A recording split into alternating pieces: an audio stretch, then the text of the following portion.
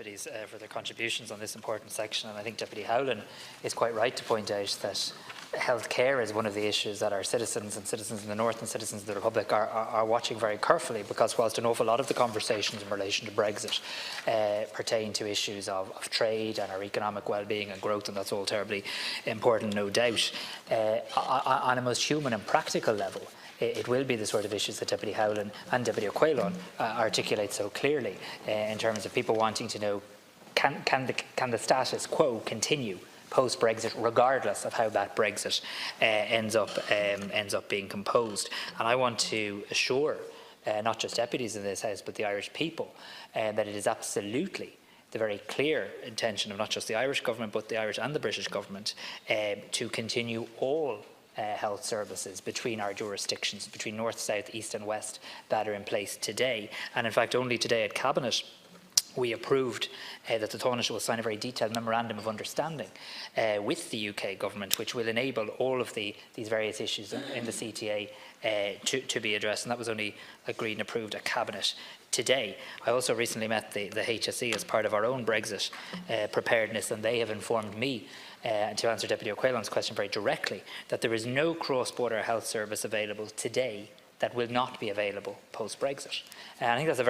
and I want to say this, I think that is an absolute tribute and credit to the incredible individuals in the Northern Ireland Health Service and in the Republic of Ireland's Health Service who have worked so hard to make sure that's a reality. And as Deputy O'Quailon will know better than many in this House, due to your geographic location and your representation of a border county, the links between our health services and our people run very, very, very deep for a very long time. And the commitment of all to maintain them has been extraordinarily helpful. So I want to provide that assurance that Deputy O'Quailon asks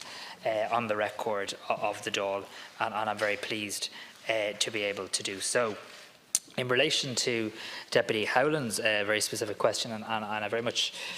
accept the sincerity and his bona fides in terms of he's raising this, wanting to know that this is the right way to go, and wanting me to assure him and to assure the House that our legal advices are robust in this regard, and that we're confident that this is the best way. And what I can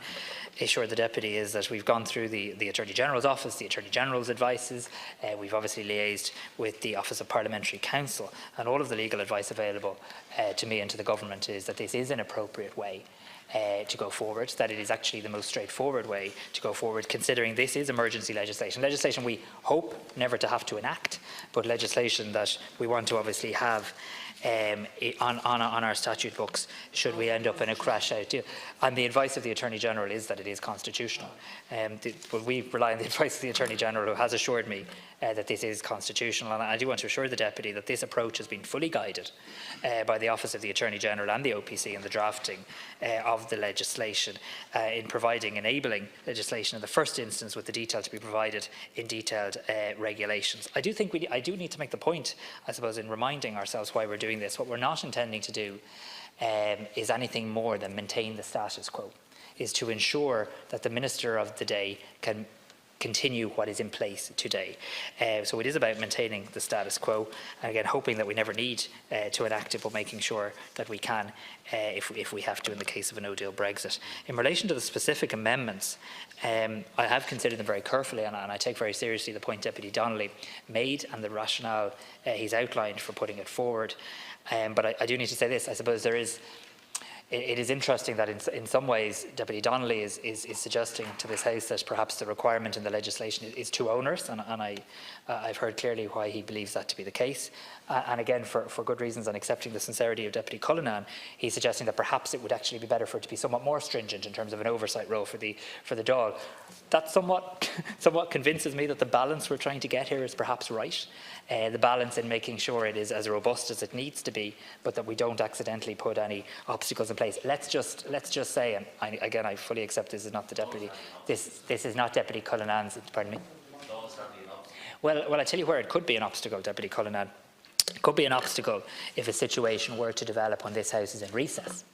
If this House is in recess and it requires, to take Deputy Donnelly's example, a number of days to reconvene the Dáil, and it could be an obstacle, an unintentional one in that regard. So The whole purpose here is to enable the Minister of the day to continue with the services that are already in place on a reciprocal basis, no more or no less than that. So it speaks very specifically to the amendments, and Deputy Donnelly's Amendment 5, 9 and then 20 and 21 being consequential. Section 75A enables the Minister, with the consent of the Minister for Finance and Public Expenditure and Reform, to make an order or orders that may be necessary to continue into being the reciprocal or other healthcare arrangements that were in place with the United Kingdom prior to its withdrawal from the EU. The order can specify the categories of persons and health services that it should apply to. The current wording of this section reflects the exercise of discretion by the Minister in making such orders and allows the Minister to make such orders as deemed required. I specifically took to the OPC the point that Deputy Donnelly made in relation to the construct,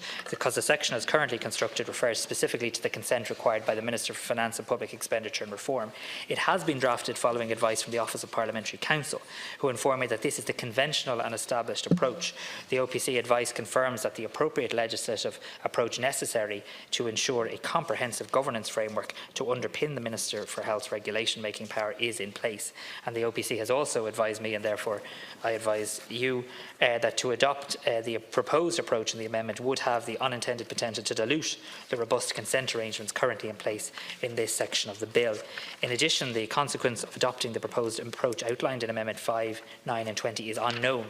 and may impose unintended obligations on this department and possibly across government generally in terms of general legislative process. This bill provides that the healthcare arrangements currently in place be maintained to the greatest extent possible following the United Kingdom's exit from the EU. And given that the bill seeks to maintain the existing reciprocal reimbursement arrangements, it's not considered that there's any additional expenditure implications arising. Accordingly, the policy decision has been taken that the making of the orders will require the consent of the Minister for Finance and Public Expenditure and Reform. So I did, in the constructive approach everyone's approaching this bill, I did seek legal guidance on Deputy Donnelly's amendments, but the view I got from OPC was that the current wording is the conventional constructed wording, and to do anything else would be diluting it. So that's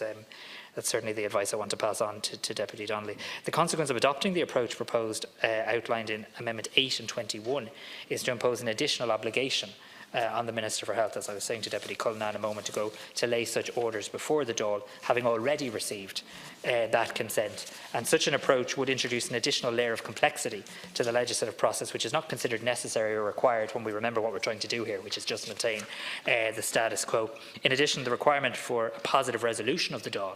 in the manner proposed does have the potential to act as a barrier and indeed a delaying mechanism to the timely approval of the necessary legislation. For example, as I said, during times when the Oireachtas may not be sitting. So for the reasons outlined above, and taking into account the urgent and emergency nature of the legislation and the extremely limited time frame for its enactment, I must therefore decline to accept the various amendments submitted under this grouping for no reason other than the legal advice available to me.